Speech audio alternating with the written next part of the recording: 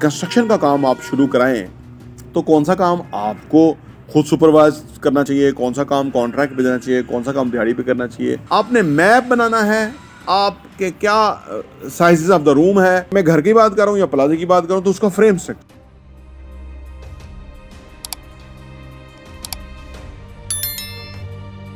बिस्मिल्लाहिर्रहमानिर्रहीम, अस्सलाम वालेकुम रहमतुल्लाहि व बरकातुहू। मेरा नाम अहमद अकील है, आप देख रहे हैं प्रॉपर्टी टीवी। कंस्ट्रक्शन का काम आप शुरू कराएं तो कौन सा काम आपको खुद सुपरवाइज करना चाहिए, कौन सा काम कॉन्ट्रैक्ट पे देना चाहिए, कौन सा काम दिहाड़ी पे करना चाहिए, क्या काम आप किस तरह अवॉर्ड करें किसी को और बेहतर काम आप रिसीव करें। ये तमाम मराहिल जो हैं बड़े टेस्टिंग हैं, बड़ी एफर्ट्स इन्वॉल्व होती हैं, पैसा इन्वॉल्व होता है और सबसे बड़ी बात यह कि आपकी बहुत ज़्यादा सरदर्दी बन जाती है अगर आप उसको सही तरह से मैनेज ना कर पाएँ।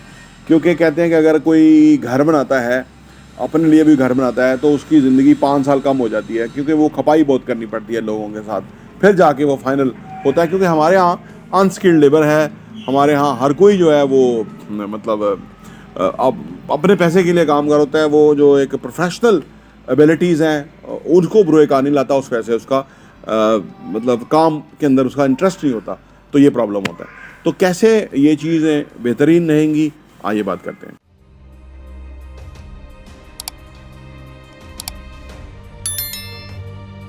Welcome back.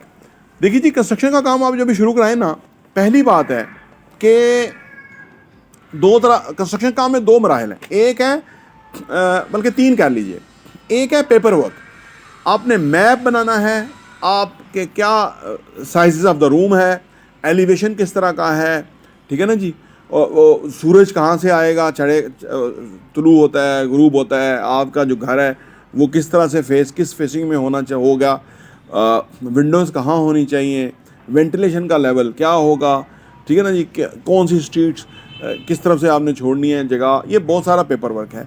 इस पेपर वर्क के पहले तौर पे तो बेहतरीन एम्फसाइज़ करें, और जो लोग एजुकेटेड हैं मैंने देखा है कि वो इसके ऊपर काफ़ी अर्क्रेज़ी कर लेते हैं, उसका उनको बाद में फ़ायदा ही होता है। तो पहले तो मैप, एलिवेशन, ठीक है ना जी, स्ट्रक्चर ड्राइंग वगैरह के ऊपर एम्फसाइज़ करें प्रॉपरली, ताकि आपको कॉस्टिंग का पता लग जाए, आपको पता लग जाए कि घर किस तरह का बनेगा या कैसे दिखेगा।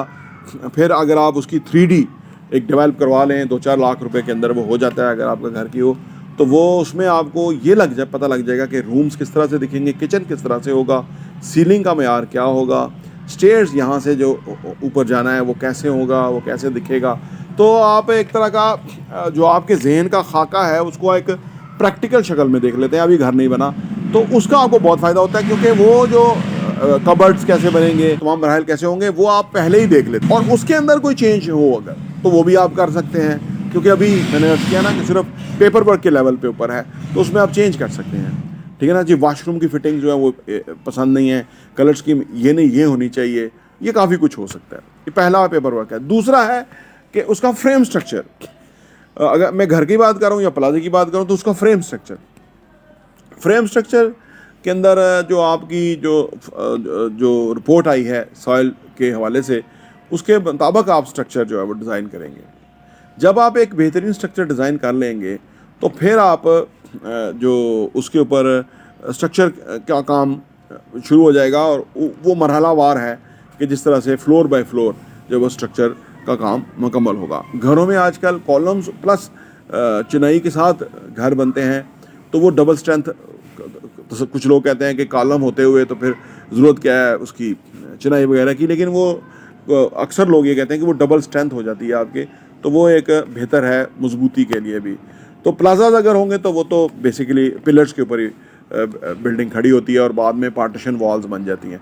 तो वंस स्ट्रक्चर आपका बिल्कुल 100% मुकम्मल हो गया तो उसके बाद मरहला है आपने इलेक्ट्रिसिटी का काम देना है, प्लम्बिंग का काम देना है, ठीक है, प्लास्टर वर्क देना है आपने, फिर आपने उसकी जो फिनिशिंग के लेवल पे आ जाना है। और फिनिशिंग में आजकल जो भी आपने वो 3D के अंदर जो चीज़ें लगवाई थी वो अब रियल सेंस में अप्लाई होंगी, तो उसकी एक शेप बनेगी बेहतरीन। तो वो आप अच्छा, इसमें जो स्ट्रक्चर लेवल के ऊपर तो आप इसको कॉन्ट्रैक्ट पे दे सकते हैं, लेकिन अगर आप फिनिशिंग के लेवल पे भी कॉन्ट्रैक्ट किसी को देना चाहते हैं तो फिर उनका प्रीवियस काम चेक करें, फिर उन्हें कहें कि भाई हमें वो लोग, क्योंकि इसमें ना माहिर कारीगर रिक्वायर्ड होते हैं, हर कंपनी के पास कुछ अच्छे, कुछ नॉर्मल, कुछ फ्रेश लोग होते हैं। तो अब आप ना माहिर कारीगरों से आपका काम होना चाहिए।